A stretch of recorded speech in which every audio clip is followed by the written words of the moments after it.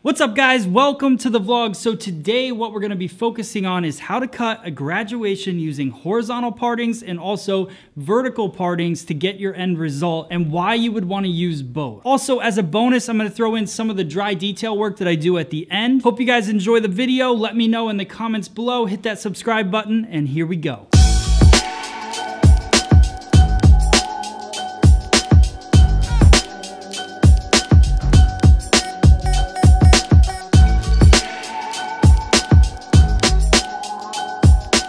Alright guys, so I'm going to start off, I'm going to have Carly just kind of brush through the mannequin using the brush vertically. So this is the Ergo paddle brush. Using that brush vertically helps detangle the hair. And then I go in with the Paul Mitchell Neuro Prime. This is a blowout primer basically, and it's a heat protectant. So I put that throughout the hair. Then I go in with my Invisible Wear Memory Shaper. That is a medium hold gel-like product. The reason I like using this on a haircut is it helps keep my sections clean, and then also putting it in prior to the haircut helps me get even saturation throughout the hair as I go through and cut it, and then when I go to blow it dry, I get the hold and shine that I'm looking for. So the last thing, we're gonna get into the sectioning. So the sectioning for this haircut is a center parting, and then we go straight down center back. Then I go in and create almost like a triangle section in the very front. The reason I like creating that triangle is because when you're cutting a bob, it's all about the natural fall to me. So when that triangle section of hair actually is hair that wants to fall forward, so I separate it from the rest of the hair that wants to fall onto the sides. So I hope that makes sense to you guys, but we will get into that more towards the end of the cut when we actually cut that section.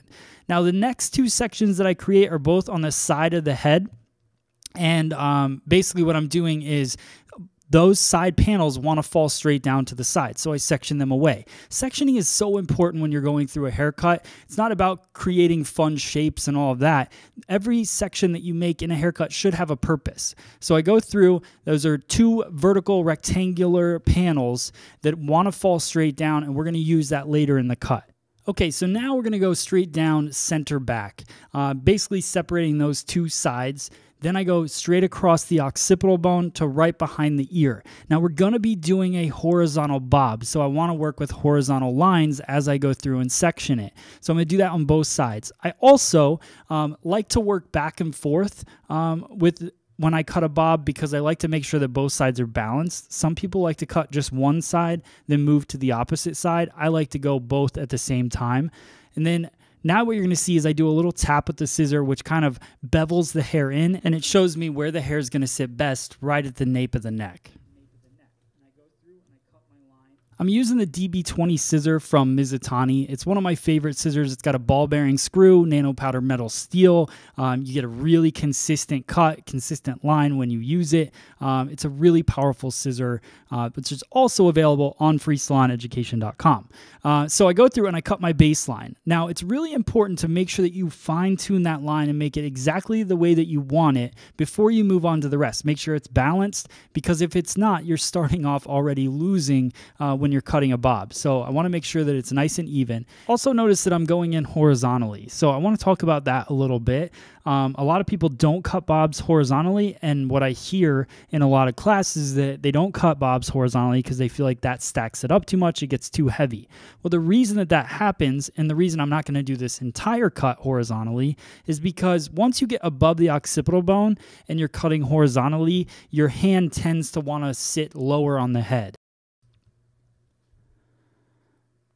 Okay, so another thing that I want you guys to pay attention to is as I over direct the hair back, when it gets to the corner, you'll see that there's a little bit of a disconnection. That disconnection I want to happen because I'm over directing the hair back, passing where you would think would be the guideline, where a lot of people would kind of tuck their hand in, but that's how you end up with a hole. So I like to over direct everything back, create that disconnection, then go in and fine tune the line again, following that guideline that we created from the beginning. That's just a technique that I like to do. It saves me from ever having a hole in the haircut, and it just pushes that little bit of extra weight where it would be a little bit weaker that I can go in and detail after I cut it. So now I go in, take another section, I move about an inch up the head shape, half inch if they have high density, and then I continue taking horizontal panels. I'm working my way all the way up the head until I get to the low crown, then I'm going to switch to vertical partings. So just taking a little bit of the new hair, a lot of the old hair, just bringing that into my hand, finding a clean guideline, and again, creating that square back. So just a straight line in the back, which creates that disconnection behind the ear, which you can see as I drop it right there. But then I'll go in and fine tune it and cut my line afterwards. So horizontal section, see the elevation coming off. If you notice where 90 degrees would be coming off of that section, I'm at about 45 degrees. That's a nice medium graduation. So that's the consistency that I want throughout this entire cut. Extra over direction, the head shape around the ear kind of peels in, so you get that extra over direction, which creates that disconnection at the bottom. And then I'm going to go through and I'm going to fine tune it. Also notice that I had a little small hair that was missed in that part of the cut. So I go back and I cut it the exact same way. I don't just chop off that piece of hair when I see it fall down. And now I clean off that disconnection, gives me a nice thick feeling right behind the ear. And you can see we're creating a very nice balanced shape. So now I want to break up this section, but I'm going to start working vertically. And the reason I want to work vertically is because if I continued to work up the head shape horizontally, my hand would want to fall down. And if my hand drops, my elevation drops, and then I end up with too heavy of a bob in the end result. So I go in vertically because that allows me to really focus on the weight distribution in the vertical part of the haircut. So how much do I want to stack this bob up? How light do I want it to be? Do I want it to be layered? Do I want it to be more graduated? I can really control that. Now the hard part becomes controlling your over direction. So as I take each vertical parting, I want to make sure it's coming straight back from the head, just like I was doing when I was cutting it horizontally, so I still continue to get the same exact shape, using the bottom part of the haircut as my guideline. So now you'll see that I kind of create my own line because I still don't want to follow that curve down. So I still create a disconnection that I can go in and then clean off later on.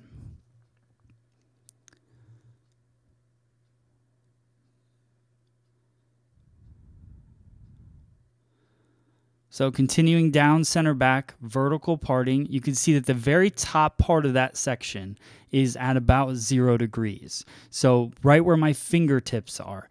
But then everything from below my fingertips is definitely at a higher elevation. So you get a nice light feel, but then you get that little bit of a bevel, the heaviness that kind of sits right at the top of the occipital bone. That's where we want it to live for this haircut. Really balances the head shape. You can see my guide very cleanly throughout. That's very important, so make sure that you're not taking too thick of sections as you work your way through. And everything is coming straight back. I like to pretend like I'm sitting in a box, so nothing goes outside that box. That allows me to create a square shape in the haircut. And then I go through and I clean off that line, that disconnection that we created. Now, if you wanted to create more of a triangular feel to the haircut, then you could continue to extend that over direction back and then grow the length into the front. But I'm not looking to create a square or a triangular graduation in this particular haircut. So now one thing you're going to notice that I switch up is the fact that my fingers are now pointing down. I've talked about this many times in many videos, but those of you that are watching for the first time, the reason you want to do that is you always want to be combing the new hair to the guideline. Whether I've said that 100 times or not, and you've heard it 100 times, it's that important because anytime you're inconsistent with how you comb the hair. So if I comb the hair one way and I'm taking the new hair to the guide over and over again on one side, and then I switch to the opposite side, and now I'm combing the guide to the new hair, I'm stretching the guide from where it wants to be, where it is guiding me to. I'm moving that and shortening the guide, so then I end up with one side of my bob shorter than the other. So it's really important to make sure that you're always combing consistently. So with pointing my fingers down, it forces me to then comb the hair towards the inside. But doing everything exactly the same, following the guide initially from the center, so what we had cut previously, and then I work my way through to the behind the ear.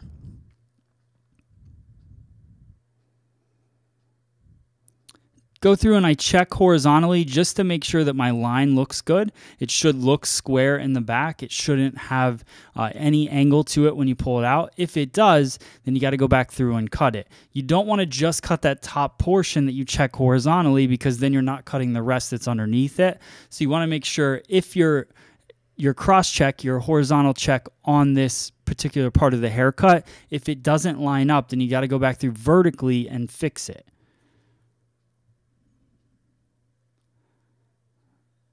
All right, just finishing up this side. Also notice how I comb the old hair out of the way. So I'll take a little bit of my guide, push the rest of it out of the way. It's just to keep everything nice and clean.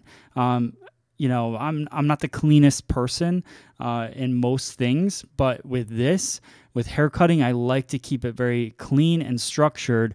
That gives me the best result. Keeping it nice and organized, you can see how that's all coming together. To me, cutting a bob isn't a difficult thing. What makes it difficult is just not being consistent. So now I'm going through, I'm combing everything down, still no tension on the haircut, because I want to cut that line first. Then I'm going to go through and I'm going to work horizontally again across, and I just want to do a slight elevation. Now, we're working on pretty much a flat surface until we get to the parietal ridge. So slight over direction keeps it at about a 45-degree angle, gives me a nice soft bevel right around the chin line or the jawbone. So as I'm kind of getting that to bevel around it, gives a nice shape to the haircut as well. As I work up the head shape, you'll notice my elevation goes up just a little bit more. That's just to keep a consistent flow to the elevation, to that bevel on the haircut.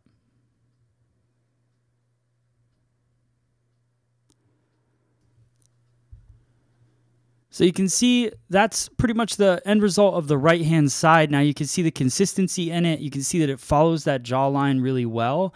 I like this for anybody with like kind of an oval-shaped face. Anybody that has more of a rounded face, I like to drop it just below the jawline, maybe an inch below it, because it helps elongate the face a bit. Also, somebody that has a square face works really well to drop it a little bit below as well. So same thing on this side, 45-degree elevation, working my way up the side of the head.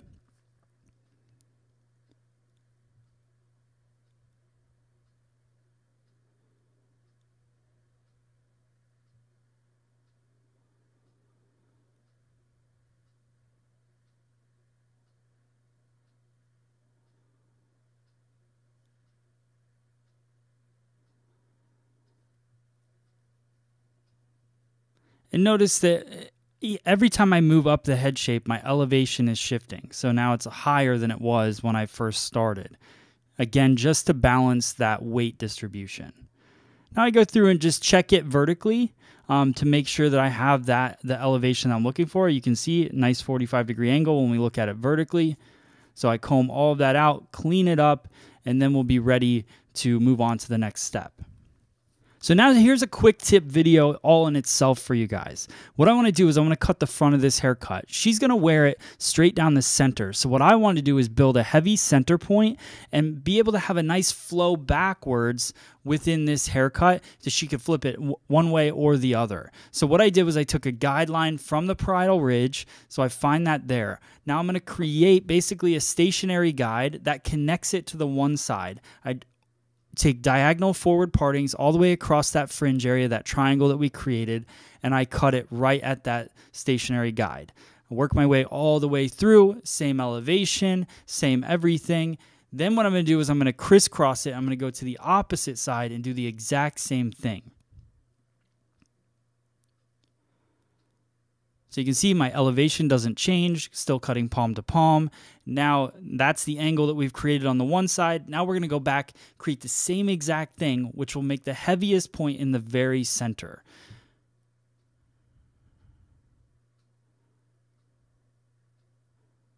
So still diagonal forward parting, over directing it to a stationary guide and working my way through. It also balances both sides because you're taking a guide from each side and then you're connecting the whole thing together. So you can see how the heaviest point is right in the center. So when she brushes it back, she's going to wear it down the center, but she could flip it from side to side, but it gives it a nice flow and a nice even feel to the very front. So now we're going to use the Paul Mitchell Neuro Halo blow dryer. This is a really cool blow dryer because it has a fully digital top, which has all the heat settings, the airflow setting, the ion settings, and you can adjust everything through it. It's also got a magnetic air filter in the very back of the blow dryer, and it gives you an alert when it needs to be cleaned. So you just pop that magnetic filter off, clean it up, and you're good to go. That's probably the biggest destroyer of a blow dryer, is not keeping it clean. This blow dryer makes it nice and easy. So I'm using my Ergo paddle brush, also available on freesaloneducation.com. I'm flat wrapping it around. Then I'm going to go in with the new Neuro Halo iron to smooth out the style. Then I'm going to go into a little bit of detail work dry in this haircut as well. So just going through, this thing heats up super fast. It's got titanium plates. It's a really cool digital, the inside is all digital, so that's a really cool feature as well. Everything's touch based, so really like that iron. Now I go through, I'm using again my DB20 scissor, and I'm working the perimeter line of the haircut. So this I already cut wet, so I have a pretty good line to start with. So I just want to fine tune that line going through and detailing it. Now I think a lot of people cut corners on this kind of stuff and they don't do all this detail work. The detail work at the end of a bob is the most important thing. It's what puts the stamp on your haircut. It's what makes it unique. So definitely make sure that that's a focus of yours in the salon. Make time for that.